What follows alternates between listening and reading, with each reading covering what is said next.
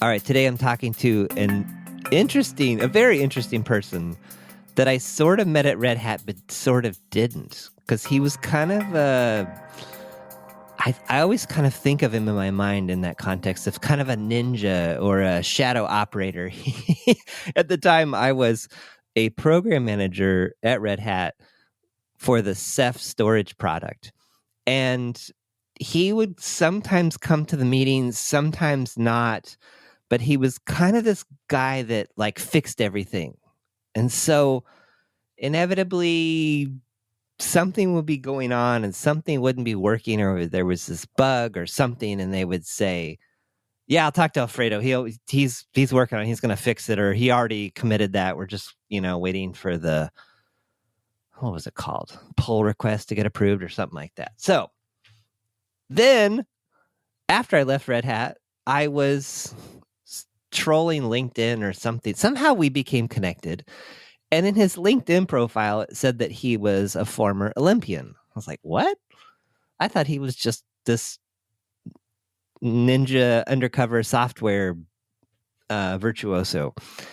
And so me being curious, was like, what's that all about? And then we ended up talking, and then one thing led to another. And every time I'm on LinkedIn these days, he's talking about another O'Reilly book that he's written or that's in the process.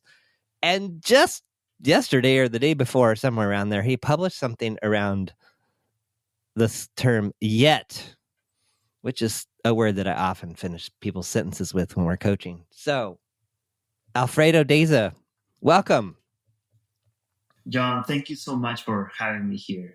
You can't imagine how much I've been looking forward to having a conversation in your podcast. This is really neat. Thank you so much for the invitation. Can't wait to get into some of the juicy details. Yeah, so I think the juiciest detail that's going to catch people's attention is former Olympian. So let's just get that out of the way. What is that all about?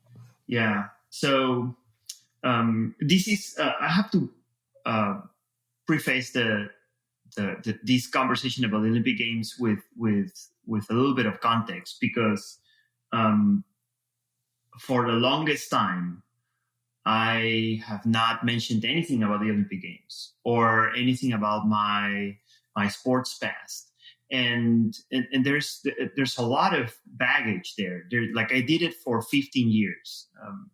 When I was 11 years old, my dad was taking a shower. I knocked on the door and said, "Hey, Dad, like, I need to talk to you. Like, this thing is really important."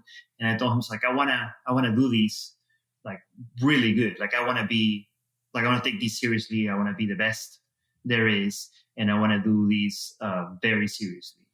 And my dad also went to Olympic Games. He went to Mexico City, and he said, "Okay, like, if you're serious about it, like, yeah, let's just do it." And I did it for 15 years. And when it ended, which was shortly after the Olympic Games in 2004 in Athens, I felt very self-conscious. And I came here to the U.S. Around 2006. I was born in Peru, lived there all my life, and I came here. And I was very self-conscious. And the biggest difference is that coming here to the US, nobody knew me. Nobody knew who I was. And back in Peru, I was very well known. I would go to radio shows. I would be on the newspapers. On the evening news. Sometimes they would just interview me. So I was very well known. And so one of the things coming to the US was like, hey, like, I wanna rebuild myself, my career. I had not gone to college, so I didn't go to college. I had like 2 or 3 months of college, and then I dropped out. And then what happened was that I said, I want to become known for who I am rather than what I've done in the Olympic Games. Kind of like, not self-servicing at all. Like, this is a very complex situation. Like, mentally, I was burnt out from track, from doing the high jump. I did the high jump, and so I wanted to do something different. And so I wouldn't, nothing about the Olympics or sports or anything would appear on my resume or would appear on my LinkedIn profile when that was a thing. And my dad was furious with me. He was like, "You're missing out on opportunities. That's a very difficult goal to attain, and you did it, and you're not using it. That's just crazy." But for the past 3 or 4 years, I changed my mind. It's been long enough. Like, 2004 was a decade and a half ago, and I suddenly now feel a little bit more comfortable talking about it. But I swear that for the longest time I didn't, and now I feel more comfortable talking about it. And what was uncomfortable about it? Well, it felt like I didn't want to come off as a show off. I didn't want to say, "Hey, by the way, my name is Alfredo, and yes, I went to the Olympic Games. Nice to meet you. Let's get down to this. Let's start the meeting. All right, now we can start the meeting. That's out of the way." Well, which is how we started this conversation.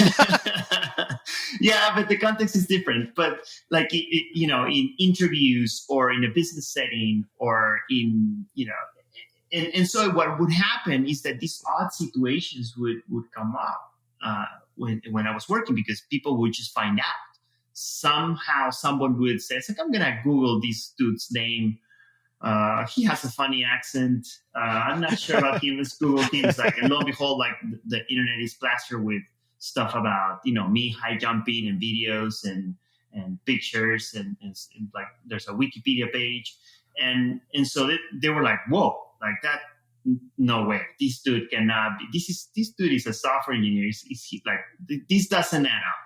And so they would come up and ask me, and it's like, "Yeah, well, yeah, this thing happened," but I wouldn't advertise it at all. I wouldn't. It happened at Red Hat too, and it happened multiple times, and I always felt like very self-conscious about it. But then again, like things change. I do remember there's one story that happened. I think I was in Boston. I went to Boston. I was, like you said, I was working in storage, and we were having pizza and in a restaurant, and there were we were like 10 Red Hatters in this big table eating pizza, and this person started telling a story about how he got on a plane. And he's sitting right next to a woman, and they start talking, and it's like I think it was like an old lady, and so the lady asks to this person, it's like, "Oh, so where do you work?" It's like, "Oh, I work in technology. I work in a very big company called Red Hat." It's like, "Oh, that's interesting," and so the conversation goes to like him asking the lady, like, "So where are you from?" And she says, "Oh, I'm from Peru."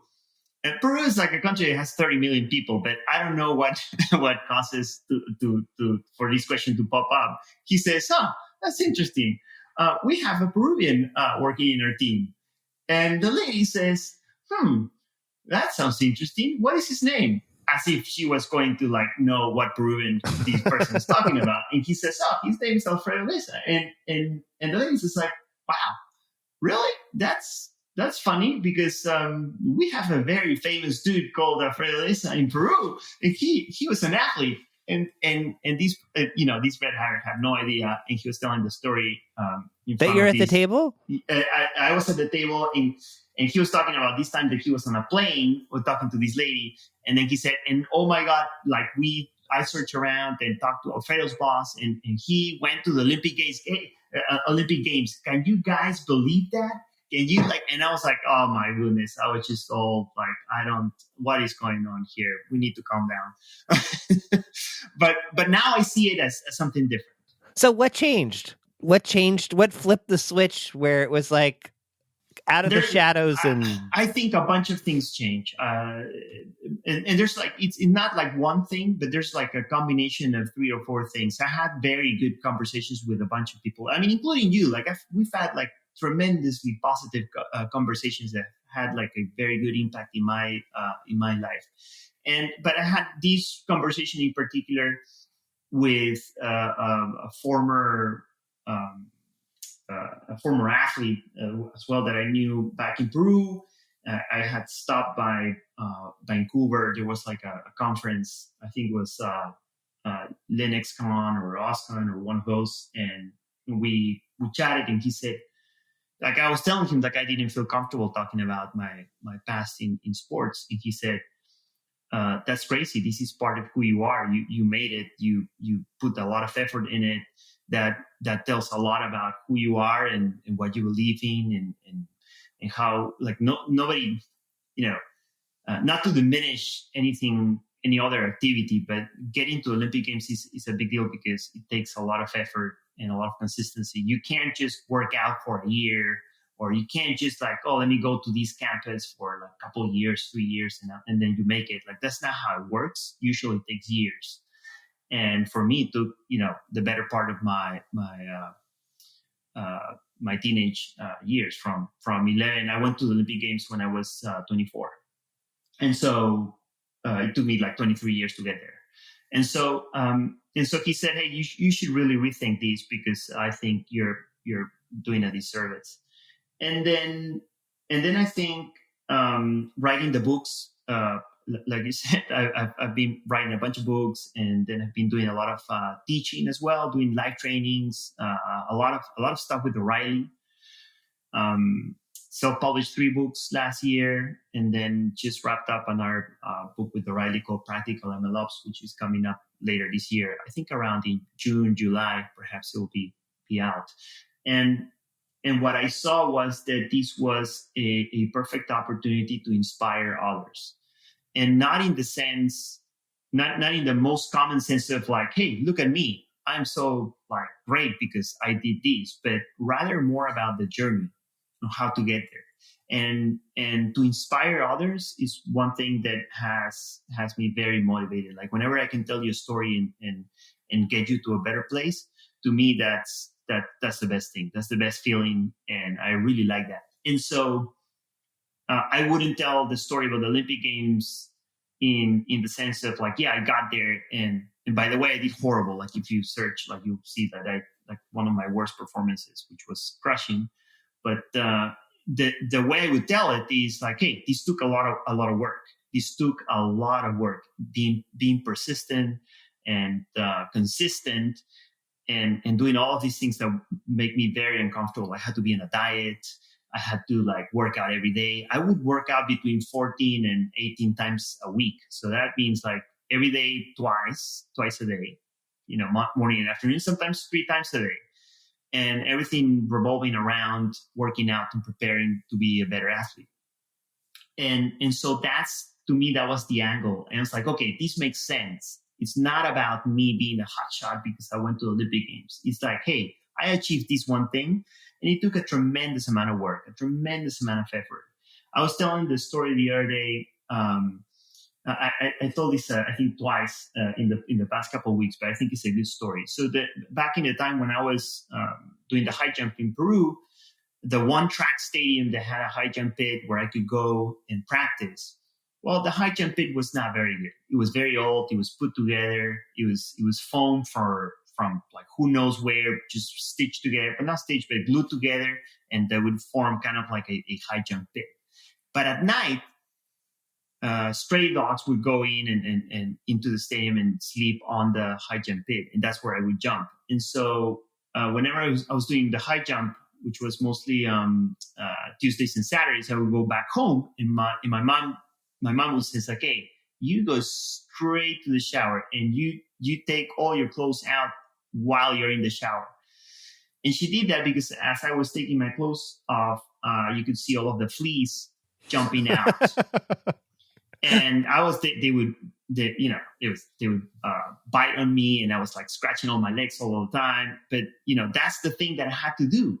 Like I would have to, like, there's no like, oh, this makes me, I don't know if I like this so much. No, it's like, this is what I need to do. Like, I want to be the best there is. Where does it come from? Like, that's the one thing that's always intrigued me about you is there is no quit in you that I mean, maybe there has been, but at 11 years old to say like, I want to be in the Olympics and I'll do whatever it takes. I mean, when I was 11, I was just reading lots of books. Yeah.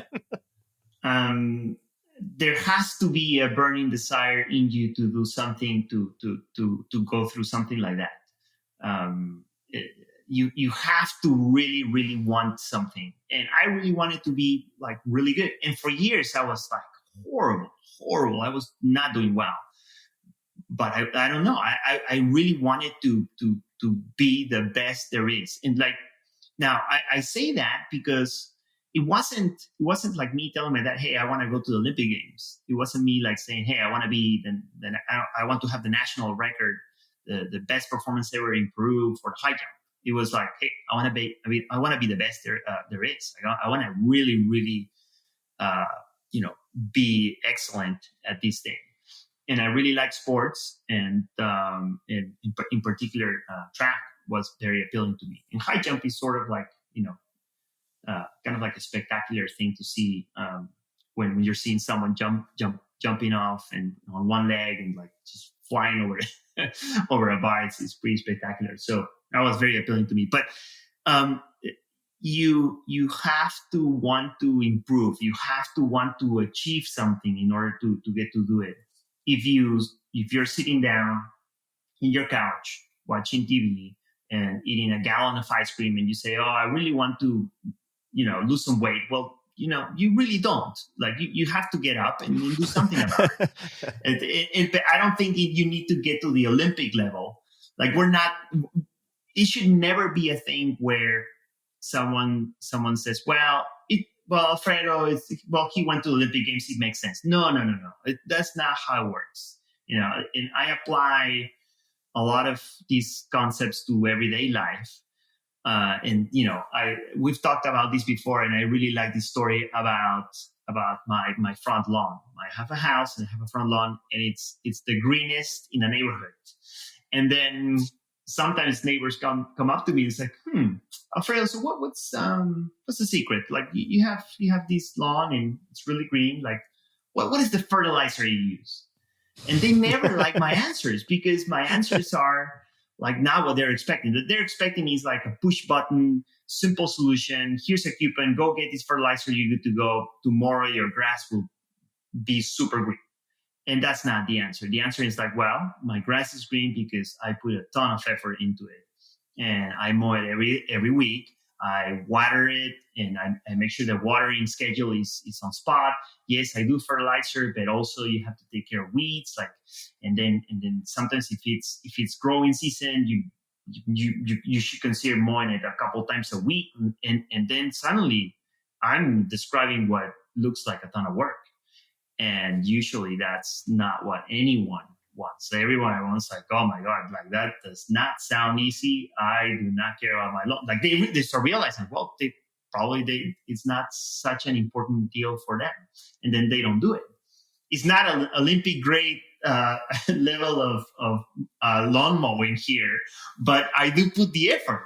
And then it shows. I put the effort. Like you want to run a marathon? Hey, like you need to go and run every day. So you're not going to get there if you're just like sitting around. You have to want that green lawn and then make things happen. So did you always want to be an expert in Python?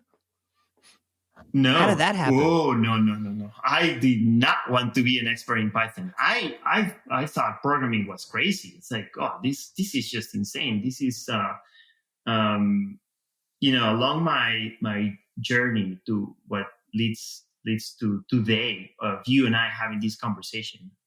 It's been very bumpy. And, I came to the US, didn't have a background in computer science, but somehow I liked Linux. Somehow I was curious about Linux, and I remember I would go to Barnes & Noble, sit down and read some O'Reilly books or whatever, because it was interesting to me. And one day my wife was working for this media agency. They were doing some stuff with technology, mostly marketing, like website redesigns and stuff, but they were doing some big projects. And one day the HR, a couple of HR people were running around, like they were like really freaking out because they couldn't find anyone to do a particular task. And my wife heard the words Linux, and we're looking for someone, and she jumped up and says, like, hey, my husband, he knows his stuff, he can help out. And they were like, oh, okay, great, let's call him and get him on the phone, let's get this figured out. And that's how my journey started in technology. And what they wanted was someone from 2 a.m. to 10 a.m. every day to go and check this website, this application. They had a big project with Mattel. and I had to make sure that the backend servers were up and running. And whenever the application crashed, because it was a giant Java application distributed over like 12 servers, I had to follow certain orders in order to reboot the servers and do that stuff. So I did that for 6 months nonstop because they couldn't find anyone from 2 a.m. to 10 a.m. to do that. and that's how I got in. But programming, eventually there was this one very senior developer, kind of like the architect of the whole thing. He said, "Hey, I want you to write a script that will do all of these manual steps that you did before, and you're gonna have to do them in a script." And I told him, his name is Carlos Cole, and Carlos Cole is a fantastic person. He really got me into programming, and he said, "No, Alfredo, I think you can do it." I have no idea what programming is. I don't know anything. What you're describing sounds great, but I don't think I can do it. And he said, "Don't worry about it. We're gonna work through it. I'm very busy, but you come in early. I'll give you 30 minutes of my time every day. We'll go through any questions that you have. I'll answer them. I'll tell you where to go and read and find out and anything. And you make progress, and then off you go and rinse and repeat every day." And so a mentor. Kind of like a mentor. And I didn't see it as a mentor at the time because he was super busy. But he's like, "Oh, I'll give you just a few minutes of my time a day, early in the morning, and you ask me anything, and we'll figure it out." And then I started, and I started having nightmares because I'm very committed. I'm very, very committed. When I say I'm going to do something, oh my goodness, I'm just going to crawl until I get it, because that's who I am. And the days would go by and I wasn't making progress because it is I don't speak Russian, and I don't know about Russian, and it's kind of like being thrown in the middle of Moscow, and it's like, "Hey, Alfredo, you now need to write some poems and be in the middle of Moscow, and then just recite them for everyone to hear." It's like sweating bullets left and right. It's like, this is so foreign. This is so unlike anything that I've tried before, and I was having nightmares. I was not sleeping well. I had anxiety issues, and then one day I said, "Okay, that's it. No more. I'm going to tell this guy. No more. That's it. I'm not going to do it again." And I told him, it's like I went prepared. I was like, a huge weight has been lifted from my shoulders. I feel great. I'm going to tell this guy exactly how it is. And I told Carlos that day, it's like, "Hey, Carlos, this is great, but I'm not making progress. And you're going to need to find someone else. Thank you for being so patient with me, but this is not working out for me." And he said, No, Alfredo, It's not going to work for me. I believe in you. I think you can do it. But it's like, no, you don't understand. I don't want to do this. No, but why are you saying that? What's the problem that you're facing right now that you think it's kind of causing you issues? And I started listing them, right? Of course, because I knew exactly how this horrible bash script was consuming my life. It's like, wow, this thing, I don't know what is going on here. What is this for loop? I don't understand what's going on. I don't understand this. And it's like, oh, no problem. This thing, read this article, this sort of thing. There's a couple of blog posts here, and read this documentation over there, and see you tomorrow. He did not allow me to quit. And I was so ready to quit and so ready to do back to the thing that made me comfortable, which was just tinkering around with Linux servers. And that's how I got into Bash and learning about some programming concepts. And then I transitioned over to being the system administrator or the lead IT person in a smaller media agency.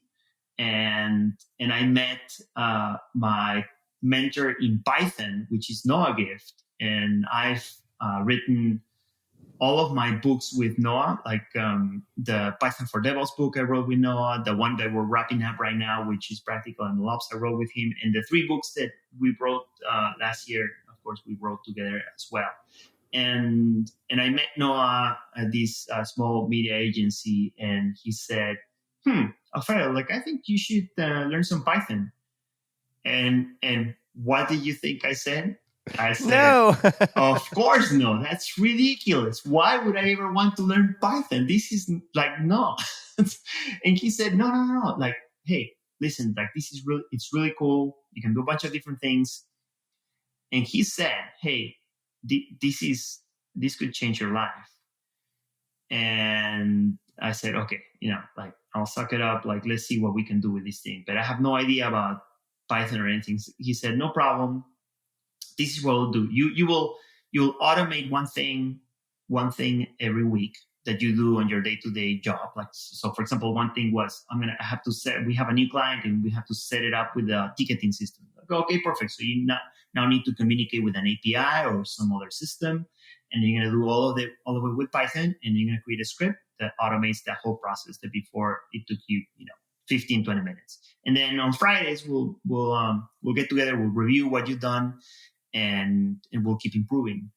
And so I did, and I started learning a bunch of Python. And then one day he said, yeah, okay, so you've done, a few weeks of Python. This is good. Now you need an objective in life. So you should sign up. Next year's PyCon is here in Atlanta, and I'm based off of Atlanta. And he said, yeah, you should send a proposal. And I was like, what is wrong with you? What makes you think that I can send a proposal if I just learned this thing 4 weeks ago? How can I stand in front of a crowd and talk about accountability? Yeah, it was like, this is making me feel like, this is so crazy. Why would I do that? And it's like, no, this is actually perfect because you need an objective, and this is going to set you up perfectly for next year. When you have another 10 months of Python, and then I think you're going to do well. And I did. And I think that was the one time I talked at PyCon, and they did great. And because of Noah, he recommended me to another friend of his, and they were hiring for a software engineer, which was very difficult. I could not be hired as a software engineer because I had no computer science college degree. I didn't go to college. I had just like a year and a half to 2 years of being assistant administrator, no experience being a software engineer. I was unhireable. Like nobody could hire me. And then this person through Noah said, hey, yeah, well, it's very small startup. I was the third software engineer there doing Python. And they say, yeah, you're hired. But I had to take a pay cut. But I truly believed in me that it's like, yeah, this is where I want to be. This is a great opportunity, and this is a great step forward for me. And that's how I got into Python. Amazing. I think my story took like 20 more minutes than it should have, but hopefully it gives you enough context. And I want to interject here too for anyone that's not technical. Python is a programming language, and Bash is what they would call a scripting language. And I like to say I'm technical enough to be dangerous. So that's about all I can say about those. But one thing I am curious about that is a little technical. When I started at Red Hat in 2004, a bunch of stuff was written in Python. And at that time, Red Hat was, this is my memory, maybe I'm completely wrong, but my recollection was that Python, it wasn't a fringe language, but it was nowhere near the popularity it has today. And the fact that so much stuff was written in Python was kind of unusual, I think, at the time. I can't remember what stuff was written in instead, but Perl. Was probably, it Perl? Okay. Perl. Oh yeah, that's some of the stuff that I wrote. Yeah, I was a QA engineer before I went to Red Hat, and yeah, most of my stuff was in Perl. It wasn't. Was Python just coming on the scene, or what? I think so. It sounds about right. Like the early 2000s. I think Python would start having like a larger footprint. I remember Canonical, who is behind this popular Linux distribution called Ubuntu. They said the official language of this distribution is Python, which meant basically when we create stuff and we build stuff, Python is our language of choice. And they advertised that very early. I think 2004, 2003 sounds about right to me. Okay. So take me into the future. You were talking about you're writing these books. You want to help people. It sounds like, in a way, you've become the mentor that these other people were to you. You also had this post the other day about yet that Yeah. caught my attention. Say more about yet. There's yeah, there's a lot of good stuff there. Um, I think it's unbelievably rewarding to you know writing a book or creating a video or a screencast. It's mostly disconnected from your audience. You're putting something out there. Who knows if that helps someone? But at the volume that I've produced in the past 2 3 years, I do receive a bunch of feedback. I do receive a bunch of connections on LinkedIn specifically, and people say, like, this was really useful. You explained this thing that is really hard, and you said that you explain it in a way that now I can grasp it. And all of the books, absolutely all of the books that I've written, they're tied to a story. Stories is what connects us. Like we're today we're not having a conversation about, hey, I'm doing this with Python, and here I have some functions. It's like, no, like, hey, John, like, you want to ask me about Python functions? Hey, let me tell you a story when functions were like completely horrible to me, and I messed up, and I messed up because I had these problems, and now that you saw how miserable I was and how I made a couple of changes here, and now they're pretty good. Now let's just dive into the details. And I think that way of storytelling, even in technical books, I think it's very compelling. And so I found a way that I can connect better to people telling these stories. I've had stories about having horrible interview processes. There was this one person who said, like, "Oh, do you know what a closure is?" And it's like, I don't know what a closure is. And he said, well, a closure is just a nested function. It's a function within a function. And I was like, it made me feel like super dumb. And it's like, wow, like, perhaps I'm not very intelligent. Like, this person is talking in these big names that I don't know. Why didn't he just say nested functions? Of course I've used nested functions before, but it was a way of like him making him feel, or making me feel like not very intelligent. And I put those stories in the book because I think it's crucial that others can learn about that and say, okay, so some people will try to do that and play that game. And Alfredo is saying that these things are just functions. And since I'm putting them in a book, it must be true, right? So and so we get to the other day where I sat down and wrote that small post about the power of yet. And it started mostly as recharging. I had writing a book is a lot of hard work, and you have to be very consistent. And I did it for about 6 months every day, for about between 1 and 2 hours every day, Sunday, Saturday, Christmas Eve. Like, it didn't matter. Like, I was writing every day to complete all my chapters, and I did that before my deadlines, which I felt pretty proud. But like, it took a toll on me. So I said I need to recharge, and went to here in Georgia. We have the Blue Ridge Mountains, which are beautiful, and I have been wanting to go there for a while, and we couldn't for one reason or the other, and finally booked something for a couple nights, and we went there for a whole family, and it felt great.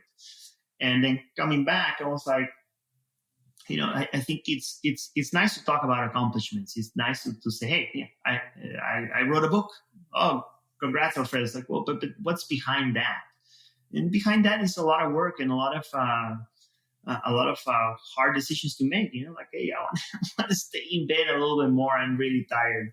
It's like, no, I have to wake up and just keep pounding, even if it's a hard chapter to write. But so it's important to recharge, and it's important to recover and get to a better place. And I was remembering some of the situations that I went through as an athlete, and one of them was having been diagnosed with scoliosis, which is your back, your vertebrae looks like an S, like it gets bent. So if you're seeing a person on X-rays, like, you see the back, you see a straight line, but mine was shaped like an S. And that caused all kinds of different problems. I was in severe pain. I actually have some permanent damage in my lower back where I have pain that just doesn't go away. I don't take any medication for that or anything, but I just learned how to live with that discomfort. But so all that, started getting in the back of my mind. It's like, well, I've gone through some difficult stuff, and going through, like, 10, 12, 20 doctors. I think it was around 20 doctors. We went to 20 doctors, all kinds of tests and things, and x-rays and MRIs and whatnot. And some of them, I got to one doctor who says, like, I really don't know what you have. Like, I don't know what to tell you. And, well, at the same time, being very frustrated because, of course, as you know, and I wanted to be the number one. I want to be really good. And this was not letting me, like, this thing with my lower back was not letting me be that. So what to do? How to deal with this? And one day, well, with my dad, who was my coach for the longest time, we decided to just get back to it and build strength for my back. And of course, it goes without saying, but I'm not a doctor. So if you have scoliosis or anything that I'm describing and you try to go the same route, don't hold it against me. But I tried really hard, and I was so desperate to catch up and start training so hard that I overdid it. I was doing uphills on there was a sand dune in the, like, 10 minutes away from my parents' place in Peru. And I kept going. I was exhausted, but I kept going and going. And my dad's like, hey, like, we should take it easy. It's like, no, I want to go again. He should have stopped me, but he didn't. And I went up there and just barfed for, like, my guts out. Like, I could not hold it in. It was just, it was too much. My body gave up. And so then reflecting on that, and how, and by the way, that I became better. My back was manageable, and I was very strong in my lower back, just doing a bunch of exercises, and that kept my pain and my scoliosis in check. And then 2 years after that event, like, I won the World Junior Championships in the high jump, and that's the one time Peru has ever had a medal in track and field for a world track and field championship. So it felt great. But more than that, it was, I was thinking, so, well, how do I put these stories into context? And I think, sometimes, especially through the pandemic, it's been, for a lot of people trying to change jobs, it has been very, very tough. And I see stories of people just trying to get into interviews and getting rejected and getting a lot of no's, a lot of automated no's, which are of the worst kind, where you get some automated email saying, yeah, thanks. We had some automated scanning of your PDF resume, and we detected that you have not all the checkboxes that the hiring manager wants. So you've been automatically excluded.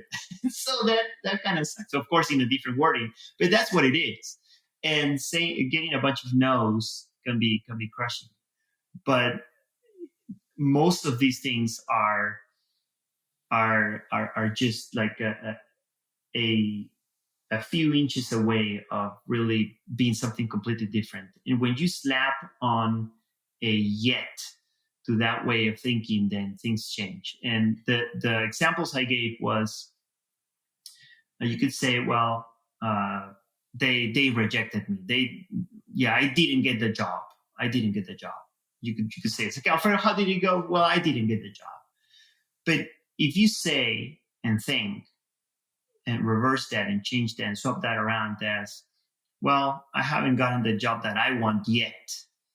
Whoa, like, it's the same situation, different type of thinking. And changing your way of thinking is easier said than done. It takes practice and consistency, and you have to stick with it.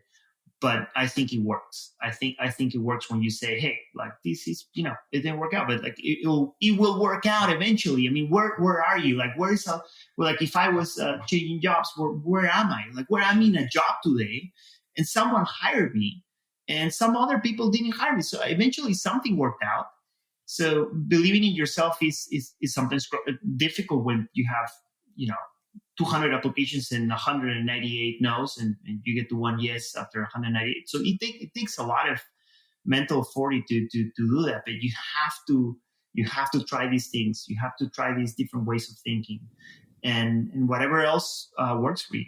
Like when I'm not feeling well at work, or with a situation with my family, or anything really, I'm like, I need to do something. I'm just gonna go for a run, even if it's 10 minutes, or I'm gonna go and swing my kettlebell, or whatever works for me.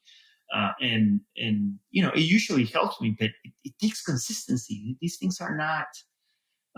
There's no automatic flip switch somewhere. I don't have a coupon for the best fertilizer that will turn your grass green in one day, from one day to the other, right? So, but yeah, yet is very powerful.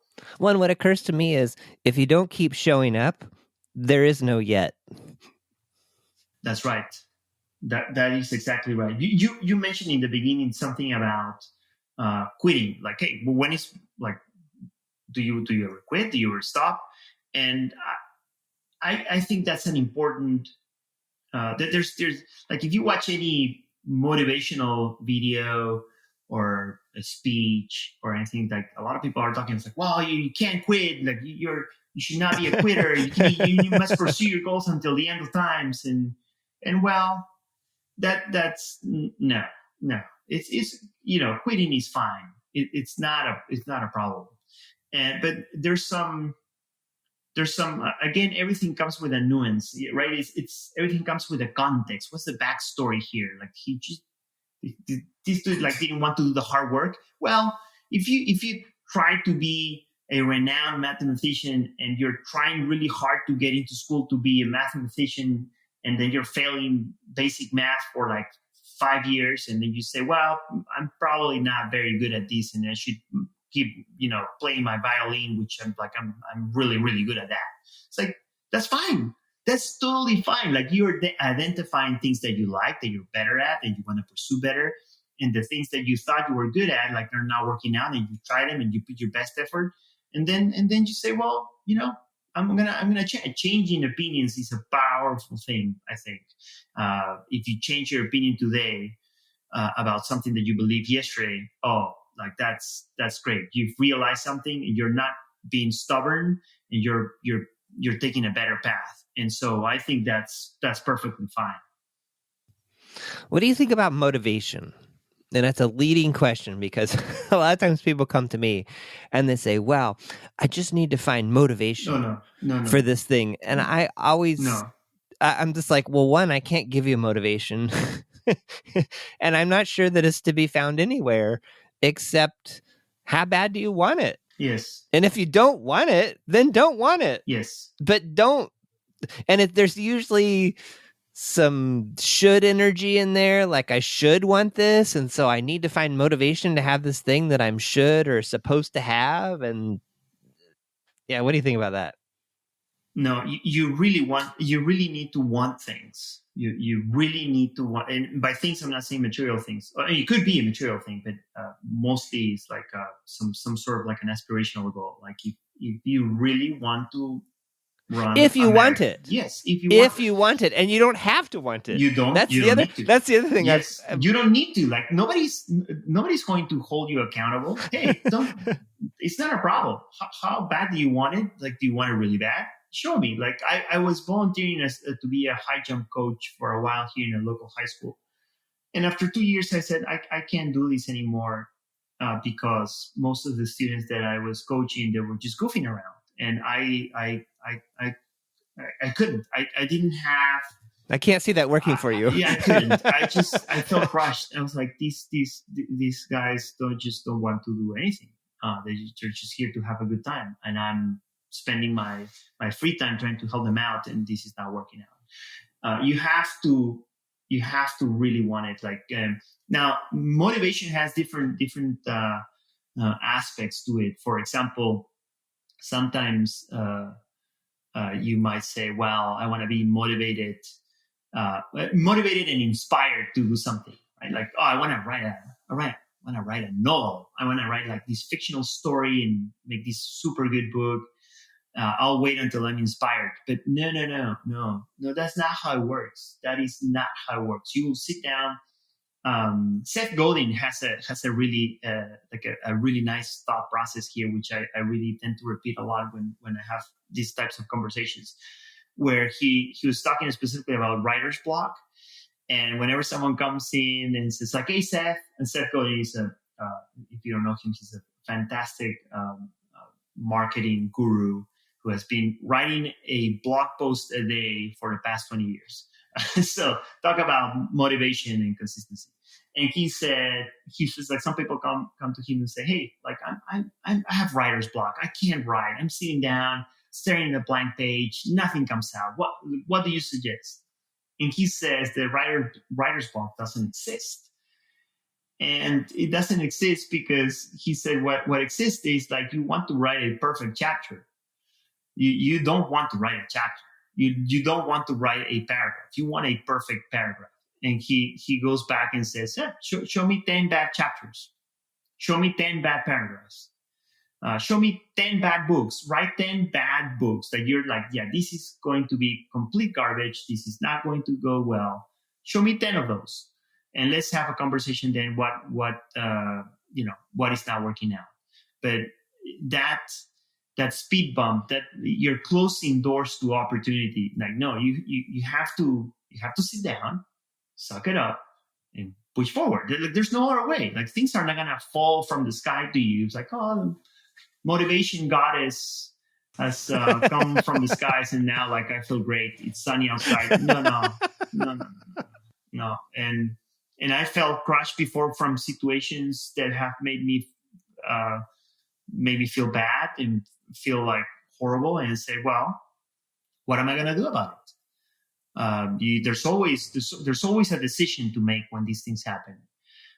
It seems like it's a combination of I feel like there's so much serendipity or synchronicity or whatever the right, like in your own situation of you, I don't know which one came first, but well, one, it's very clear you're willing to do the hard work and show up every day. And you met some really pivotal people that helped you get to where you got. You know, John, I think that, I think there's a lot of people that are willing to do the things that these friends and mentors that were in my life did for me. If you are someone who is showing the willingness to learn and do the work. I think if I was a business owner and someone comes in and says, "Hey, Alfredo, like I'll do whatever I have to do to learn Python. I'll do whatever I have to do to be a high jumper," or whatever it is. And Alfredo, I've recognized that you can give me some pointers. Oh, who doesn't want that? Bring me 100 track coaches and let's ask them a question. And what do they think? They'll be like, "Oh, that's a golden opportunity." Oh, yeah, they'll take it immediately. Who doesn't want to help someone that wants to, like, put in the hard work and do everything it takes? I think it's great, but I was willing to do that. In these, especially because I didn't have my fancy computer science background, title, or university. Like, I didn't have this, so I had to. What can I do to compensate? Well, I'm gonna do a lot of hard work. There was this one thing that happened when I joined this company that did the digital marketing, and there was this one guy. His name is Alejandro, and he was from Colombia. And he said, "Alfredo, so I've talked to the IT department, and they told me to talk to you. But they have several different systems, and this is where SVN was a big thing in technology. SVN is a version control system where programmers use that to track control of their changes. Before the days of Git. Yes, yes. And so they were using SVN, but they have Active Directory, and Active Directory is a kind of like a single sign-on system from back when you would have like a server somewhere sitting in at the office, and you would log into your computer and you would talk to Active Directory to check your password, and then it will allow you to get into your computer. But the thing is that they had Active Directory, but they have different usernames and passwords for all of these different systems, including SVN. So this guy, this Colombian guy, Alejandro, he said, Alfredo, like, I know that it's silly that I have a different username and password for SVN than the one that I use for my laptop. I'm pretty sure this can be connected, and the IT department says that this is not going to work. I think you can fix it. I know this is fixable. I think you can fix it. I had no idea about LDAP or Active Directory or how SVN worked or anything that he was saying. But I was like, hey, what I said is like, no problem. I'll figure it out. I'll make it work. And what did I do? It's like, well, I'm going to pour down through the documentation of SVN and their authentication systems, pour through how LDAP and Active Directory works for authentication. And I know I can run some virtual machines and try it out. And I did. And oh my goodness, it totally worked. And you know what happened immediately after it? He said, Alfredo, this is great. Now we have like 7 other things that don't work. And the IT department says that it's not possible to fix. And I'm pretty sure you can help us out. And I became invaluable. And I became so invaluable that I thought, it's like, oh, this is great. And I remember going to this one dude in the IT department. It's like, hey, I know how to do this. Why don't, like, you guys seem like you were not aware that this was possible. Let me teach you what I did so that you can do it as well. And the response was, hey, no, Alfredo, I'm kind of busy, and you do this well, so I'm just, I'm not gonna let you do it.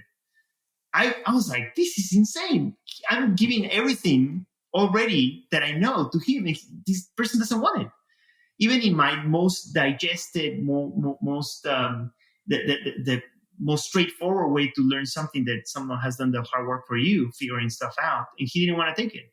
So that's the difference. That's like all of these people that have been wonderful in my life. Noah Gift, this one person, Alejandro, Carlos Paul, who taught me how to program in Bash and had the patience to hold my hand. I give them thanks in the first book that I did with O'Reilly, in the Python for DevOps book. And I took the time. It was my first major book published by O'Reilly. I took the time to thank them all because they were crucial. But who wouldn't want to help you if you're willing to do the hard work? Which brings me to a nice phrase that I heard the other day about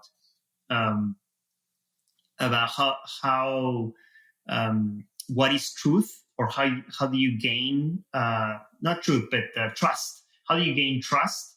And trust was defined as consistency over time. And I thought it was perfect. And it's like, okay, this is excellent, because if I'm consistent over time, if you say, Alfredo, let's have a conversation at 11 a.m. and I consistently arrive late, you're not going to trust me anymore when I say, yeah, I'm going to be there. And it's like, yeah, Alfredo's not going to be here. No. And this works for appointments. It works for delivering objectives. It works for producing stuff at work, or having a conversation with your boss. It's like, let's see. I'm going to tell Alfredo to do this. Will he do it? Will he accomplish his goals? Consistency over time, I think, is the ticket here. I love the over time bit too, because, well, there's things that fail over time, and it's what's there most of the time. So if you do it once, it's like, okay, they did it once. But if they do it 100 times and there were a couple misses, yeah, that's something you can trust in. That's, I think, why people, when they start new jobs, say, it's like, oh, I need to prove myself. I need to really like make people like really see that I'm willing to do stuff. But I don't think that should end like 3 months after you over time. Yeah, over time. Consistent. You have to be consistent. You have to be there. You have to have the hard conversations and do the hard work. Now with with strings attached. I mean, I'm not telling you to go and do stuff Saturday and Sunday and keep, I don't think that's too healthy. But at least in my case, I try not to do it. But if you're consistently delivering work and delivering things that you say you're going to deliver at the standards that you believe are good standards, then that's great. If I'm consistently delivering garbage, that's just not good. Not good.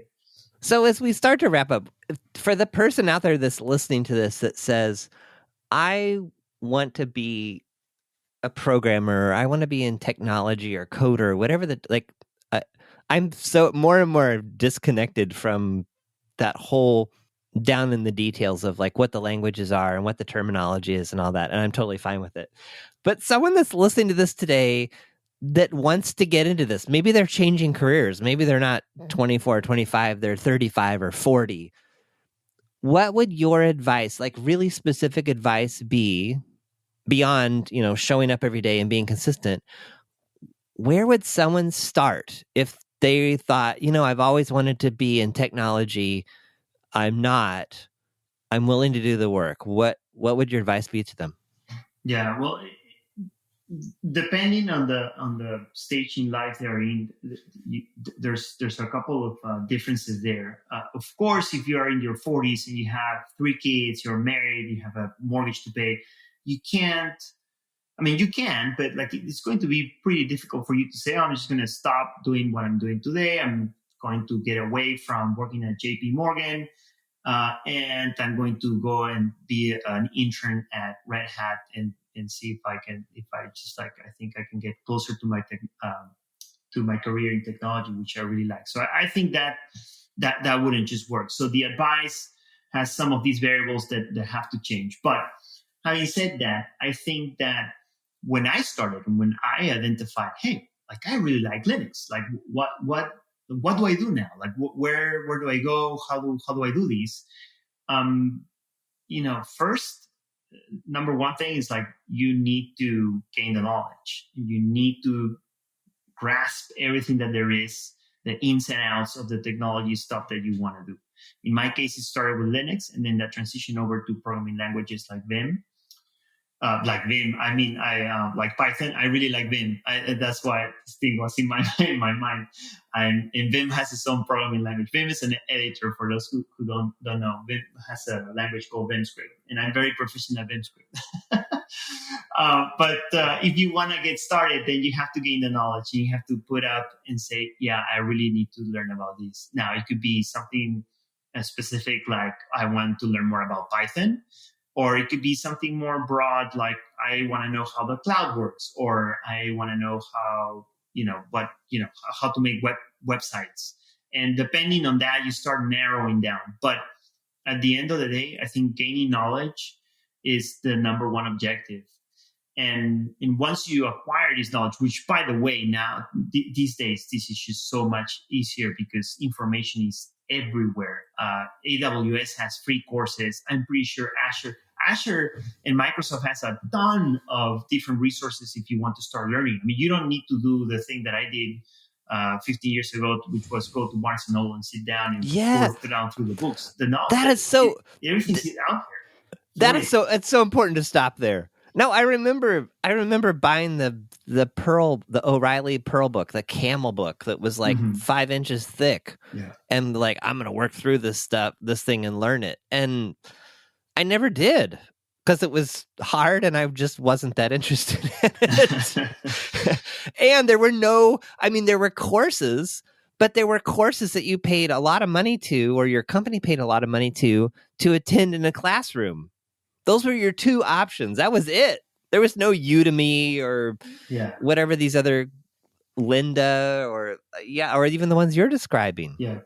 There's a bunch of resources and they're free. Now, of course, there's a lot of stuff that is paid, and O'Reilly's is still producing massive books as well. But there's a lot of stuff out there that is free. Actually, the 3 books that I self-published last year, Testing in Python, building command line tools in Python, and getting started with Python, doing Python functions. that all of those are freely available on the web. So if you search for those, like I mean, if you want to buy a Kindle version or buy the actual book, physical book, you can do that, but they're freely available. So you can actually read that, and because like you don't have any money, you don't know if you really like it, well, try it out. And the same goes for machine learning, for cloud computing, for anything really. And there's a ton of stuff. So give me those links afterwards, and yes, we'll make sure those absolutely. are easy to find. And so we get to the end of the answer, because first I said, well, you need to identify kind of like what is it that you like, and so you say, well, cloud computing. Okay, now next you need to gain the knowledge. Okay, you need to put some effort in gaining knowledge. Okay, now Alfredo, like, yes, Azure, and I already have a ton of knowledge. What's next? What can I do next? Well, next is you need to identify the code repositories, the projects that are benefiting from using these resources. So if it's the cloud, then Azure and Microsoft has like a ton of repositories out there. Do you think, like, if I'm working at Microsoft and I see a dude that day in and day out produces change requests with improving the stuff that I have, like, I'm not gonna scratch my hands like, there seems to be this dude that is doing a lot of cool work here and is helping me do my work because he's making all these changes. I'm going to, of course, 100% hands down be like interested. It's like, okay, this sounds pretty good, and you're one foot in the career path that you wanted. But you have to spend some time doing it. It's going to take hard work, but you're gonna do it. No, and I saw that over and over again with the Fedora project. The Fedora project is a gateway into Red Hat. I mean, in fact, I just talked to him a few weeks ago. We were recording some stuff on OpenShift. Mike McGrath. Mike McGrath was a system administrator at Orbitz that came to the Fedora project to run all their infrastructure. He's now the vice president of Linux engineering, Red Hat Enterprise Linux. Like, he's in charge of all the engineering development for that. Yeah, that's excellent. So that goes, that kind of like proves my point. Like, I mean, you like, there's all of these projects are out there. You have to search for them. Once you start becoming more comfortable with the one thing that you want to do, building websites, JavaScript, cloud computing, Python, whatever it is, Golang. All of these have like, and they're always looking for. A lot of these projects have mentoring opportunities as well. I can go and mentor and say, oh, you want to get started. You want to. There's issues are now being labeled as like low hanging fruit, like easy first contributor. Kind of like trying to get into a project and contribute. I mean, most projects, if not all of them, would be happy to take someone that is willing to try to learn and improve, and that gives you a ton of experience. And that's a huge improvement over the past too. People would come to the Fedora project and be like, I want to help, but I have no idea where to get started. I want to also highlight, because I had a similar path myself. In fact, you and I wouldn't be having this conversation if I hadn't followed. And I call it an inkling, that thing that's just interesting to you because it's interesting to you. So in your case, it was Linux. Similar pathway for me to Red Hat. I was doing Linux at home on the weekends too, just like trying to install from CDs or floppy disks. I can't remember what it was. But I had an interest in podcasting and audio and recording stuff. And so I started following that inkling of recording stuff with a friend. The other thing I think you touched on that's really important, that's not really happening right now, but I think will soon be changing, is conferences. So I paid my own money to go to podcasting conferences because I was interested in podcasting. I was like, this is interesting to me, so I'm going to put some skin in the game. Or in a lot of cases, I use frequent flyer miles or travel points that had nothing to do with my day job while I was at Red Hat. And I would going to these conferences about podcasting. I met people, I learned things. That opened doors too. So yeah, I love what you were saying about Noah challenging you to present at that conference. Conferences are amazing places to meet people. And sometimes it's totally hit and miss. And I went to conferences and I hardly met anyone. It's like, oh, this is a total waste of my time. But then I just kept showing up and doing stuff and trying stuff. And Yeah, here we are today. I think that's the ticket to try new things. Answer the questions like what is it that I really want to do? Like what is it that like makes me really happy? With no filters or judgments or like I can't have that or that's not right or that's wrong. It's just you're waking up 6:30 in the morning, open up your eyes and it's like try to answer that question. What is it that I really like? Where is it that yeah, sure, financial stuff is important too, but like it can be a combination of things. And to me, that answer changes a lot of times. I really like technology, but I really like helping others. But outside of that, if you come and visit my house, like I'm right now in my office, I like photography, so I dedicated myself to learning photography for a while, and my walls are full of my photography, and I've been asked before if I'm like a professional photographer. I'm not. Some of my pictures are not that very good, but that's one of my passions. That's one thing that makes me feel great. Right now, behind me, I have a giant acrylic painting. I like art, and so I paint, and I put time into it because I think it's great. It's a craft. I like woodworking, so I figured out how to do woodworking. I built my own standing desk. I don't mind if I mess up, but like, hey, it's this one, and I built it, and people come and freak out because like, did you build your own desk? What is wrong with you? When did you use to? Where do you look? Hey, like I put some time. I watch YouTube videos on how to build stuff, and then I did it. And being curious about stuff, I love cooking. If you ever come to my house, I'll cook for you. And a lot of people have thoughts like, well, what, Alfredo, why don't you have your own restaurants? Like, no, I like cooking. I like cooking for others.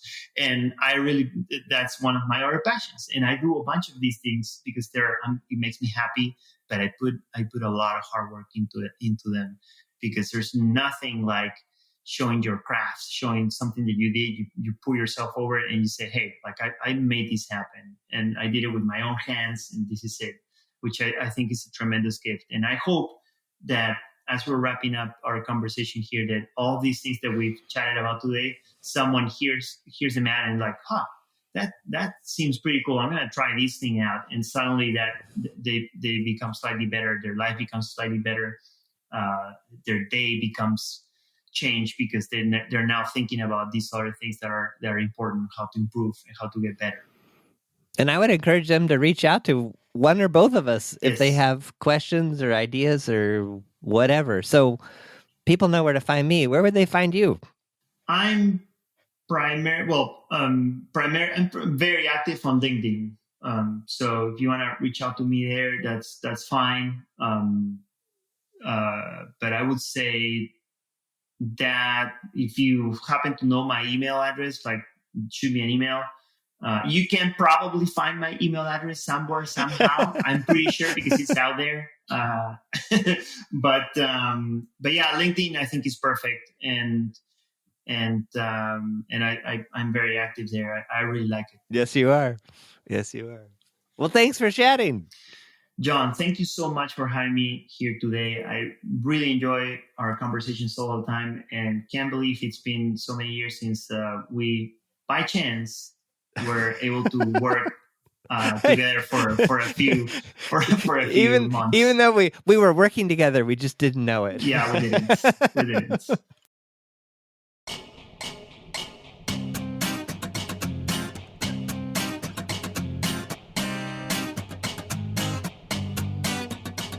Thanks for listening to The John Polstra Show.